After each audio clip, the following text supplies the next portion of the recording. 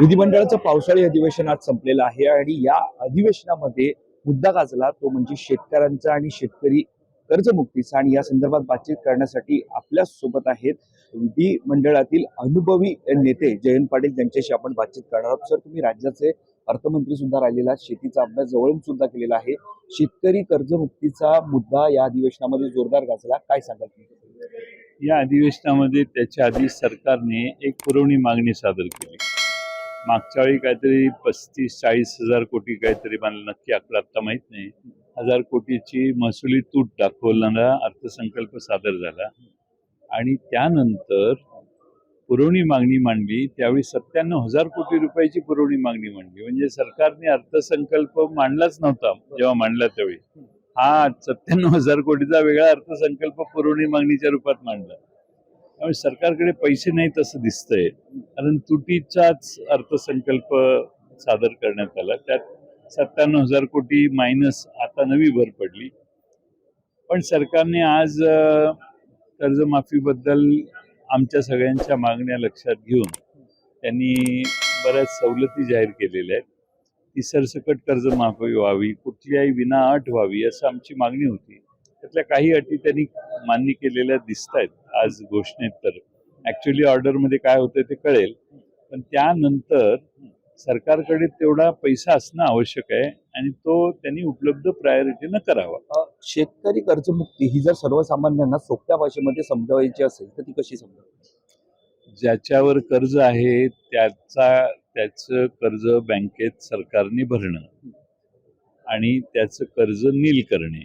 आता ही कर्जमाफी 2 लाखापर्यंतचीच आहे, त्यामुळे 3 लाख रुपये कर्ज असेल तर 1 लाख रुपये तुम्ही भरा, मग 2 लाख सरकार देईल, अशी त्याच्यात एक अट आहे। आता मुख्यमंत्र्यांच्या भाषणात जर त्यांनी ती अट काढली असेल तर आनंद आहे, किंवा 26-27, 25-26, 26-27 या 2 वर्षात तुम्ही डिफॉल्ट नसला पाहिजे तर तुम्हाला रेग्युलर कर्जाचा बोनस म्हणून आम्ही तुम्हाला 50,000 रुपये देऊ, तर ती अट ती शिथिल केली असं म्हणतायत।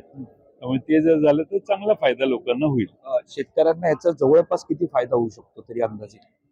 5-7 हजार कोटी रुपये अधिक वाढीव मिळतील असा माझा अंदाज आहे। मी एक वेगळा प्रश्न, तुम्ही राज्याचे अर्थमंत्री राहिलात, राज्याचं अर्थ खातं आणि अर्थसहाय्य जर पाहिलं, नेमकं कुठे सुरळीत होण्यासाठी नेमकं काय केलं पाहिजे, तुमचा अनुभव काय सांगतो? मी आपल्याला सांगितलं ना की राज्याच्या अर्थसंकल्पाला अवांतर खर्च कमी केले पाहिजेत, मोठमोठ्या जबाबदाऱ्या सरकार घेतं आणि पूर्ण करताना त्याचा हिशेब लागत नाही, त्याला थोडासा ब्रेक लावायला लागेल आणि शेतकऱ्यांच्या कर्जमाफीला प्रायोरिटी द्यावी लागेल। शेवटचा प्रश्न, विधान भवन हे संपूर्ण राज्याचं लक्ष लागलेलं एक स्थळ आहे, ज्या ठिकाणी संपूर्ण आमदार येतात, त्यानंतर अधिवेशन होतं। मात्र अधिवेशन काळामध्ये मंत्र्यांची आणि अधिकाऱ्यांची अनुपस्थिती, ही याकडे कसं पाहतात? नाही, मंत्र्यांना अधिवेशन काळात सभागृहाची काही महत्वच नव्हतं। विषय चालू असला तरी मंत्री गैरहजर असायचे आणि सत्तारूढ पक्ष त्याचं समर्थन करायचा, वर गेले तिकडे गेले तिकडे गेले, असं कधी पूर्वी असायचं नाही। त्यामुळं विधानसभेची महत्व कमी करण्याचं काम हे सध्याच्या सत्तारूढ पक्षाकडून होतं असं आमचं मत आहे। तुमचा काळ कसं होता? चांगला होता, जुन्या लोकांना विचारून बघ। पाहतोय आपण या संदर्भामध्ये पाहायला गेलं तर शेतकरी कर्जमाफी, शेतकरी कर्जमुक्ती संदर्भात जयंत पाटील यांनी आपल्याशी सविस्तर बातचीत केलेली आहे। कॅमेरा पर्सन अवधेश कोरीसे, वैभव पाटील, मुंबई।